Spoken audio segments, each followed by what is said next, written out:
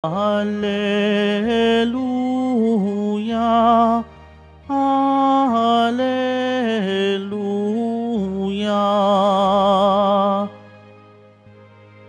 Ang tao ay nabubuhay sa salita ng may kapal na pagkaing kanyang bigay. Hallelujah, Hallelujah, Hallelujah, Hallelujah.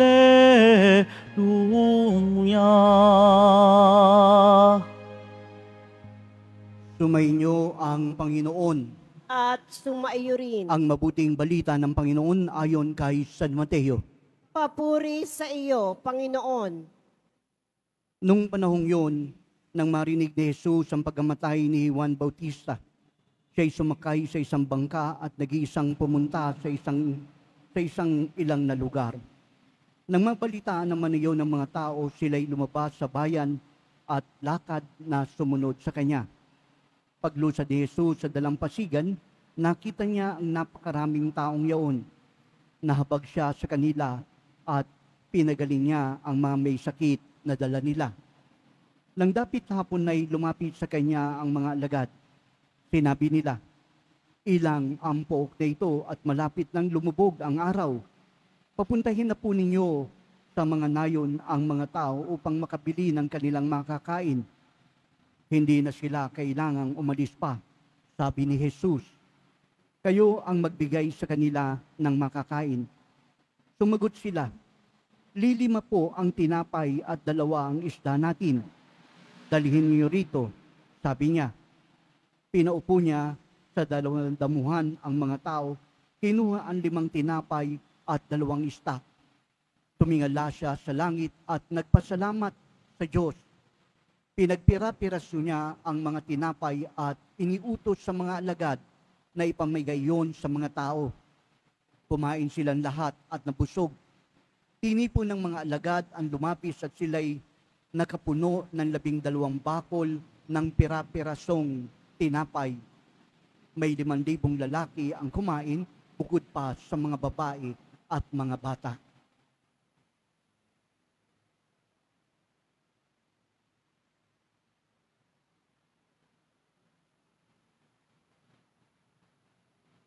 Ang mabuting balita ng Panginoon. Pinupuri ka namin, Panginoong Heso Kristo. Magsupo muna po ang lahat. Muli magandang umaga po sa ating lahat, mga kapatid.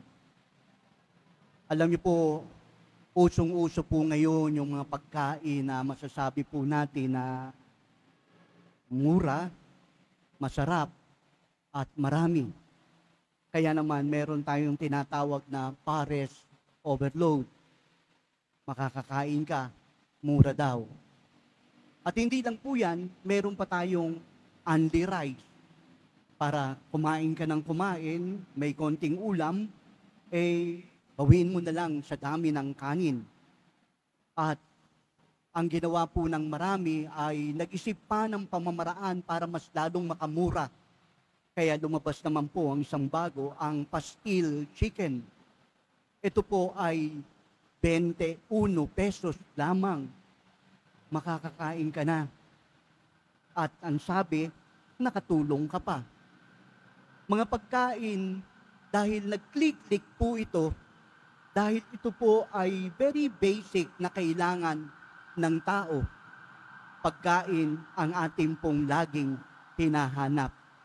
Kaya naman mas madalas kung saan may handaan, kung saan pwedeng malibre ka, pumunta ka na lang doon para makakain ka.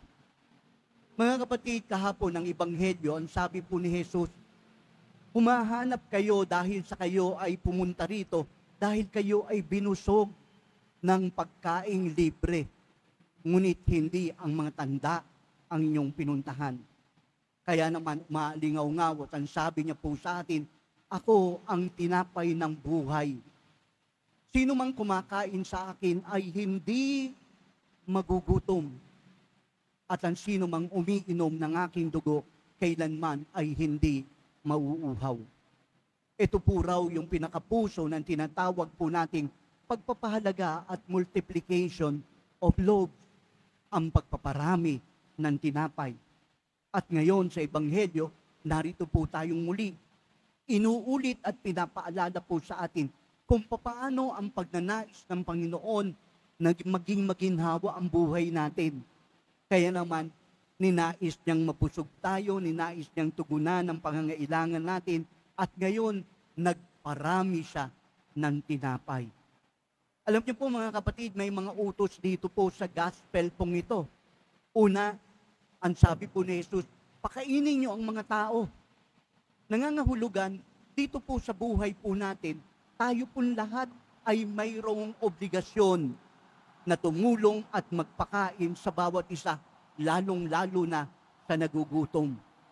Ang sabi po ngayon ay ito, Panginoon, lilimang tinapay at dadalawang isda ang mayroon tayo.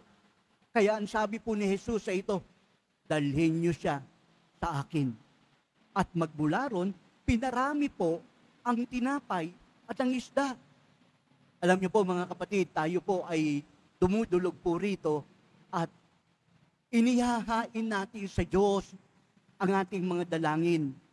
Kaya naman, tayo po ay naninikluhod at nagtsatsagang pumupunta rito sa Quiapo para tayo ay sagutin ng Panginoon. Ngunit lagi niyo pong tatandaan, God cannot create a miracle out of nothing. Kailanman ang Diyos ay hindi makapagsisimula at makagagawa ng isang himala mula sa wala. Makapagsisimula lamang po siya ng himala mula dun sa mga maliliit na bagay na iniaalay natin at ibinibigay natin, at ito mismo ang kanyang pinararami. Kaya naman siguro sa araw pong ito, parang sinasabi po sa ating gentle reminder, sandali lang, humihingi ka, pero ang tanong, nagbibigay ka ba? Ano ngayon ang paparamihin ng Diyos kung pinagdadamot mo ang mga bagay na mayroon ka? Ano ang sisimulang himala ng Diyos kung hindi mo iaalay ang mga biyaya mo? Kung gano'n mga kapatid, ang sabi po ng Ebanghelyo sa atin na ito, pinagpala ka eh. Kung ikaw ay pinagpala, magsimula kang maging pinagpala at ikaw ay maging pagpapala para sa iba. Napakahalaga pong bigyan ng pansin ang bagay na ito. At ikatlo, ang sabi po ng Panginoon, paupuin nyo sila. Mga kapatid, ang biyaya po ng Diyos ay organized. Kung mismo ang iniisip lang natin ng ating sarili, tignan niyo po kapag halimbawang merong gift-giving o kaya naman pamimigay ng mga handog, ano po ang nangyayari sa karamihan po sa atin? Una-unahan. Iniisip ang kanyang sarili. Baka ako maubusan. We focus on the scarcity, on kakulangan. Hindi po natin tinitignan na ang Diyos ay mapagpala, ang Diyos ay sapat na para matanggap natin ang mga biyayang mayroon siya na ibinibigay sa atin. Ang lagi po nating nakikita, naku, baka magkulang yan. Kailangang makipagbalyahan na ako dahil baka makuha pa ng iba. Ang sabi po ay ito, dapat tayo sa sarili natin, tayo po ay organized. Hindi natin iniisip ang ating sarili, kundi iniisip natin ang kapakanan ng iba. Kaya sa bagay pong ito, ang sabi po ng Panginoon sa mga alagad, ibigay niyo sa kanila ang tinapay at ang isdang ito. Bahagi po ito ng ministerial kung saan ang mga pari, ang mga naglilingkod sa simbahan, ang siyang nagiging daluyan ng tinatawag nating pagpapala. At ikalima, ang sabi ng Panginoon, tipunin nyo ang sobra. Mga kapatid, ilan po ang naging sobra?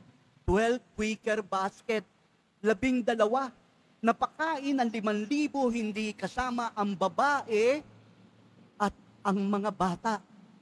Ganong karami ang sumobra.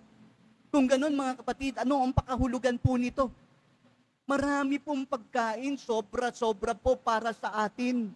Ngunit ang marami po sa atin nananatiling sakim, nananatiling makasarili. Kaya naman hindi nagiging sapat ang biyaya ng Diyos dahil marami po ang kumakamkam. Kaya sa araw pong ito, pinapaalala ng Diyos sa atin, sapat ang biyayang ibinibigay ko sa inyo, more than enough. Labis-labis pa sa inyo. Kaya tipunin natin ang mga biyayang mayroon tayo at naniniwala tayo na ito po ay labis-labis. Wala pong mayamang hindi maaring tumanggap. At lalong walang mahirap ang hindi maaring magbigay. Ang miracle ng pagpaparami ng tinapay ay himala ng mga taong pumayag silang hipuin ng Panginoon at kilalanin ang kanyang kapangyarihan. Mga kapatid, kapag tayo po ay nakita, tinanggap na po natin na tayo ay pinagpala, ang biyaya ng Diyos ay sumasa atin, then tayo po ay nagiging mapagpasalamat. At kapag tayo po ay naging mapagpasalamat, natatampukan po ng pagiging generous natin sa iba. At dito nagiging handa na tayong ibahagi ang mga biyayang tinatanggap natin.